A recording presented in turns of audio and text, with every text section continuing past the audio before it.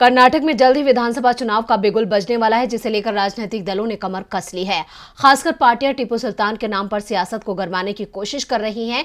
इसे लेकर ही टीपू सुल्तान के एक वंशज ने पार्टियों को चेतावनी दी है, जिसके बाद उनके माथे पर चिंता की लकीरें बढ़ सकती हैं। खासकर बीजेपी को परेशानी हो सकती है।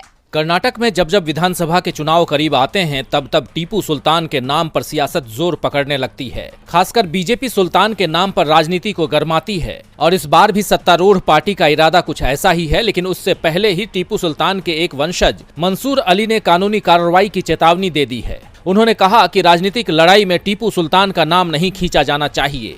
कई पार्टियां वोट के लिए हमारे पूर्वजों को अपमानित कर रही हैं। अगर पार्टियां इसी तरह बयानबाजी करती रहीं तो उन पर कानूनी कार्रवाई की जाएगी। दरअसल कर्नाटक में टीपू सुल्तान को लेकर राजनीति गरमाई हुई है। कुछ दिन पहले उच्च शिक्षा मंत्री अश्वत्थ नारायण ने कहा था कि सिद्धारमैया को भी उसी तरह खत्म कर दिया जाएगा जिस तरह टीपू सुल्तान को खत्म कर दिया गया था।